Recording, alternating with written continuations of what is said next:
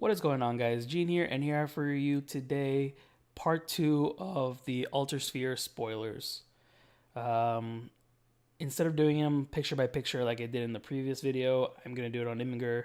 It is much more easier to do for me, and that way I could produce videos much faster and in a much neater fashion than doing it how I did before. So here we're going to start off in the order they were revealed. So first off, we have 9 mana 3/5 Bronze Follower for Rune, Zealot of Truth.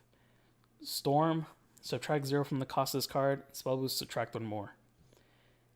This is the second coming of Blade Mage. Blade Mage, when it was still in rotation back in the day, before it was even called rotation, it was a very powerful card, helped you close out games, since it was just usually a 0 mana 2/2 with Storm. It was a great with like Daria and stuff like that. This card will probably see play because spell boost decks are almost non-existent because their payoffs are non-existent in rotation, mainly because Chimera is getting rotated out and stuff like that. This card is not the finisher they're looking for, but it is a great card for that deck. Next up we have High Enchantress, 4 mana 4/3 Bronze Neutral Follower. Fanfare, put a Keen Enchantment to your hand. Keen Enchantment is the old neutral spell, 2 mana, add +2/+0 to one of your followers. Simple as that. Next up, 2 mana 2/2 Dragoncraft, Bronze Follower, Zealot of Disdain. Fanfare, deal 1 damage to another random allied follower, and then you deal 1 damage to a random enemy follower. This card would have been good if it just let you choose what you want to deal damage to, because random could just deal anything that you don't want to deal damage to, and also 1 damage to random enemy follower is not that great. It's like an Elf Child May, but the main reason you want to be playing this is to deal something to your stuff. But if you don't get to choose what you're dealing to, it's not that worth. Next up, 2 mana 2/2 Portal Follower, Marionette Lad. Fanfare, enhance 5. Evolve this follower. Last words, put a puppet into your hand.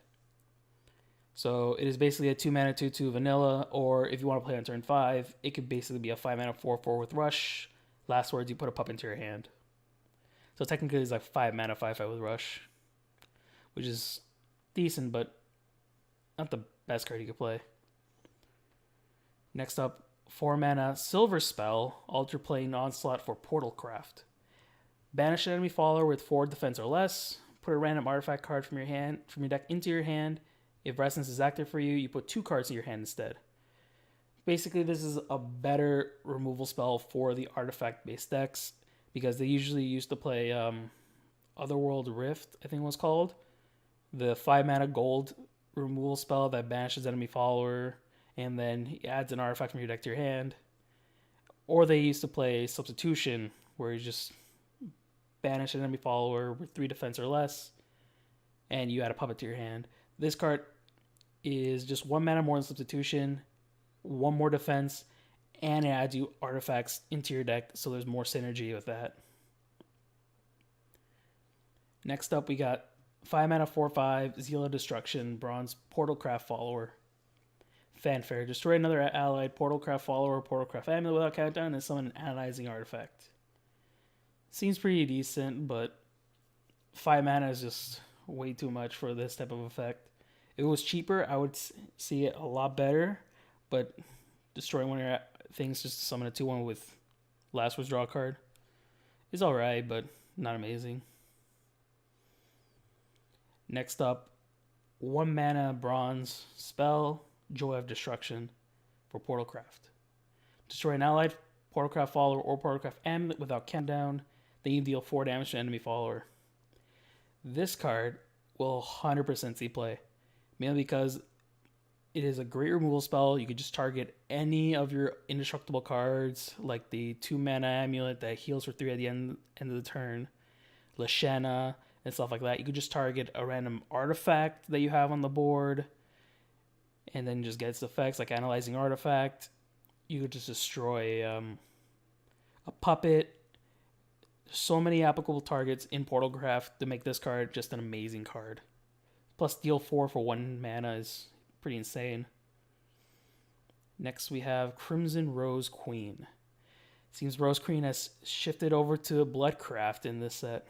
8 mana 6/6 with Ward. Fanfare, transform each Bloodcraft card in your hand that originally cost 2 play points or less into a Crimson Burst, which is a 2 mana spell which deals 3 to an enemy and restores 2 to your leader. Now, if in Forestcraft, this card was insane if you got to that turn, mainly because you usually have a lot of fairies in your hand, and they could just transform all into Thornburst, and then you just Thornburst your opponent to death. This card, however, in Bloodcraft, it's harder because Bloodcraft usually likes using all their cheap cards early, so you would have less applicable targets in the end by turn 8 to turn into Crimson Burst. But in the current archetypes in rotation for Bloodcraft, I wouldn't see this card seeing that much success in, because right now it's just Blood Feast Bat and that's it. But I would not be surprised if a deck arose just because of this card.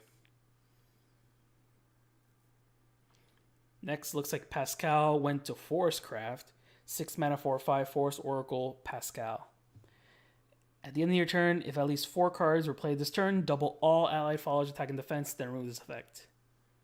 Playing 4 or more cards in turn plus having Pascal on the board is going to be pretty hard, unless you have a lot of wisps in your hand.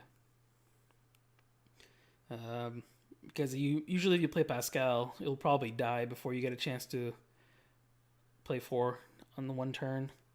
Because you could just play this one turn, next turn play 4 cards, and then double all the attack and defense. But playing this and 4 cards in the same turn, well, this card could also be included in the 4 cards per turn, but still, that's this and 3 other cards. Doing it later in the game in rotation could be good, but we'll see how it turns out in the metagame. Next, 2 mana 2/2 Bronze Follower for Shadowcraft, Buffalo Bones.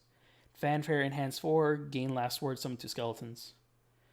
So it's basically, it's either 2 mana 2/2 vanilla or 4 mana 2/2 Bone Chimera, which is not the worst, but there are better options for you. It looks like Holy Lord Ector. Ector has gone to the light side. 7 mana 5/6 legendary follower for Haven. Fanfare, if there are at least 9 shadows, summon 2 Holy Cavaliers, and then Fanfare, give +2/+0 and rush to all ally followers until the end of the turn. So its second effect is basically Ector, no difference there. Its first effect, though, is a weaker version of the Ector, but instead of summoning zombies, you summon these guys, a 2 mana 1/2 with Ward. And 9 shadows is easy for Havencraft to get by turn 7, mainly because they don't use their shadows for anything. So, yeah, this card is going to see a play, definitely. Next we have 8 mana 7/7 Portalcraft Bronze Follower, Draco Marionette. Fanfare, put 2 puppets in your hand. Whenever an ally puppet comes into play, deal 1 damage to your leader. Take 2 card. Not much to say about it. Next, Zeal Usurpation. 4 mana 3/3 Bronze Follower, Swordcraft Officer. Has Rush. Whenever it attacks, you randomly put one of the gilded items into your hand. It's okay. Next, Michelle the Mind Reader. 2 mana 2/2 Silver Follower for Forestcraft. Whenever this follower attacks an enemy follower, until the end of your opponent's turn, change that enemy's follower's attack to 0. And until the end of your turn, change this follower's attack to 0 as well. So basically, you could attack into an enemy follower, both followers' attacks become 0, nothing happens, but now it's just 0 until your next turn. Same with this card. Also, if you have somehow to make this card attack more than once, just keep making your opponent's card 0 attack. It might see play, but it's most likely a take 2 card. Licorice Prisoner Princess. 4 mana 1/3 gold Forestcraft Follower. It's Bane. In Fanfare, you give another allied follower Bane. And Evo, you give 0+0/+1 to all ally followers with Bane. Bane is one of the more broken keywords because basically it'll just trade with any follower, or if it has more stats than the follower it's fighting, then it trades for 2 followers. It's pretty good. It might see play in the current tempo list since it's just a great card for tempo plays. Next, we have one of the characters from the actual story as a card, and is one of few of them that actually became cards. 3 mana, 3/3 Eleanor Cosmic Flower, Gold Runecraft follower. Fanfare. If there's a card in your hand that has been spell boosted fewer than 3 times, spell boost that card until it's been spell boosted a total of 3 times. So it helps with the spell boost type deck in rotation. And evolve, put a Splendid Conjurer into your hand. Splendid Conjurer being a 1 mana gold spell, deals 3 to a follower, and spell boost deals 1 more. So it's basically Wind Blast, but much, much better. Next we have Leod the Crescent Blade. 2 mana, 1/3 ambush, Swordcraft commander, gold follower.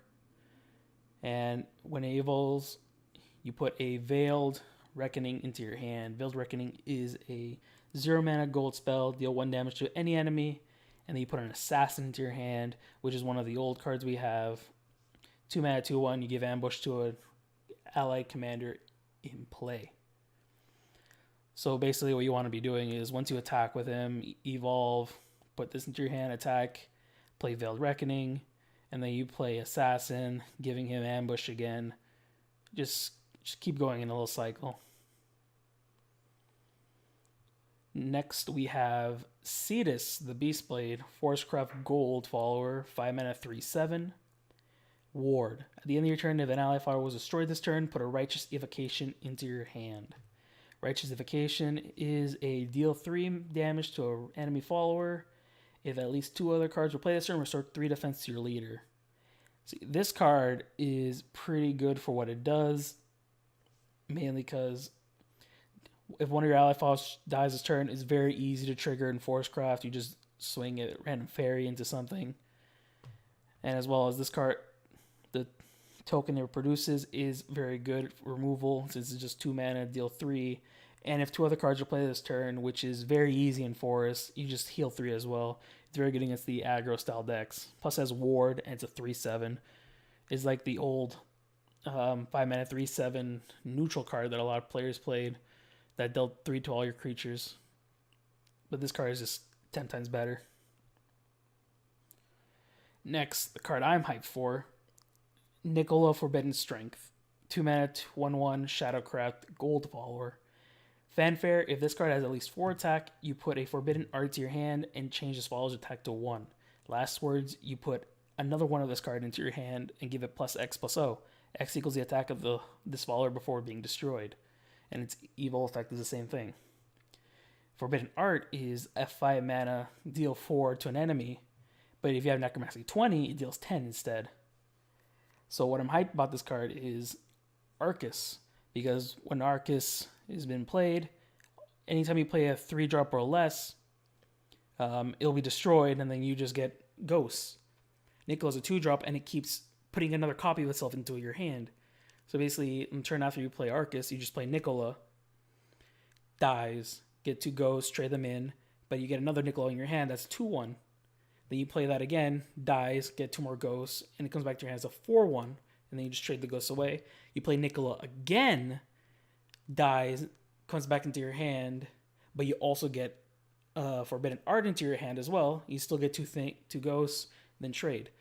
And now you have a Forbidden Art in your hand, which will help you close out the game much more easier if you're playing Arcus. This card in Arcus is just great synergy.